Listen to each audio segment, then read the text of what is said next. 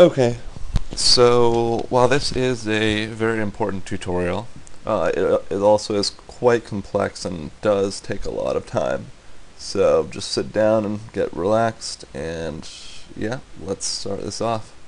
So number one, close pretty much everything. Make sure you don't have Half-Life, Counter-Strike, or the Hammer editor open. And what you're going to do is you're going to download a bunch of stuff.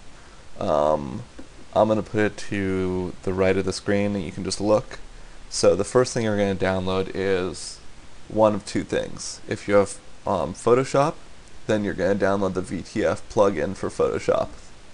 If you don't have Photoshop, there's a really cool free program called Paint.net, and I put the link over there. And also you're going to have to get the Paint.net VTF plugin.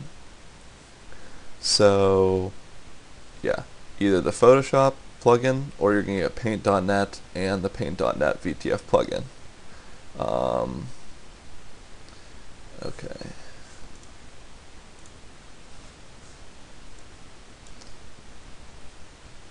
So yeah, after that you're going to download the VTFEdit, and you're going to download Pakrat.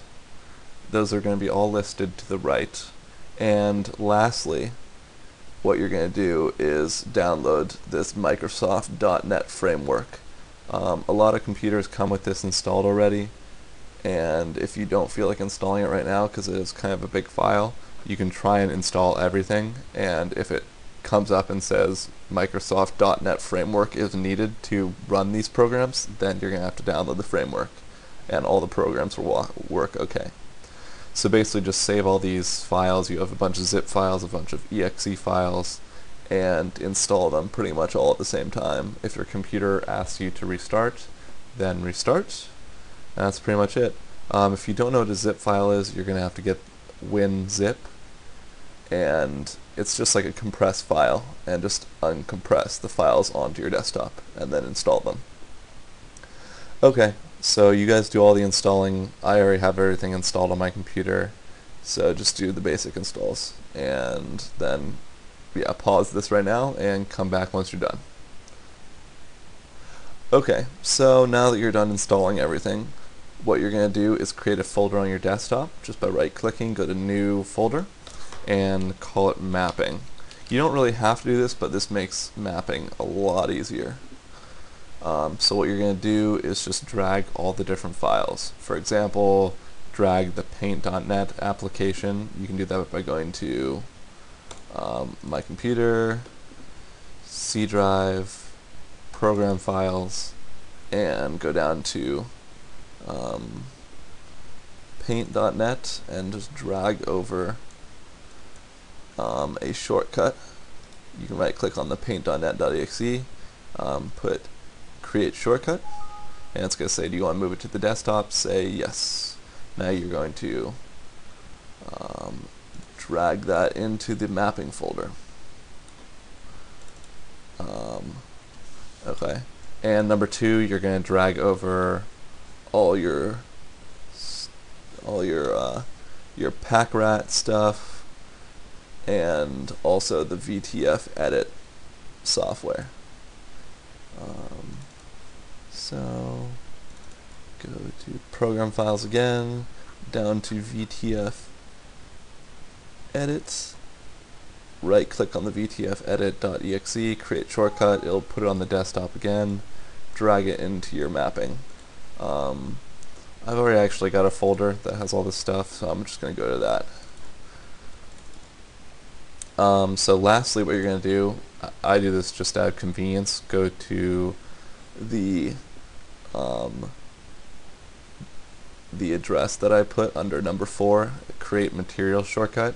Go to that, but put in your email address, or you can just do it by going to My Computer, C Drive, Program Files, Steam,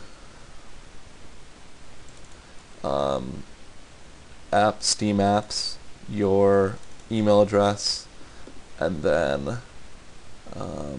C-Strike, or no, Counter-Strike source, and then C-Strike, and then materials. And you're going to right click on the materials folder and put create shortcut, and then you're going to drag that material shortcut into your mapping folder. So I've already done that, so I won't do it. But yeah, basically, so you'll have your materials folder, your materials shortcut, your paint.net, your Pakrat, and your VTFEdit. Ignore the vmix and the maps, that's for other things. So now what you're going to do is open up either Photoshop or paint.net. It's up to you which one you want to use. If you don't want to pay for Photoshop, obviously you'll use paint.net. So basically open up paint.net, go to new, and for the width and the height, you're going to choose we're going to choose what's called the power of 2, and it's basically just the numbers 32, 64, 128, 258, 256, 512, 10, 24. You can choose any of those for the width and the height.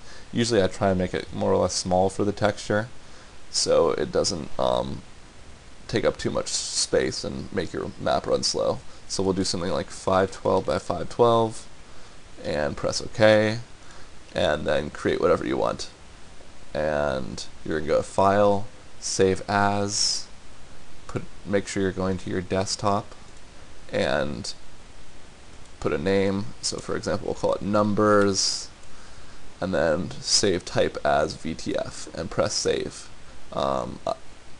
Okay, and then it's going to create the VTF file on your desktop. Also, you can do it in Photoshop. So go to File, New, and then again, width and height, make sure they're a power of 2, press OK, create what you want. I'm just going to label it as these numbers just because I am lazy. Go to File, Save As, make sure you're going to your desktop, give it the name numbers, or whatever you want to call it, go down to Format, and make sure it's VTF. You're going to save it, and this window's going to come up.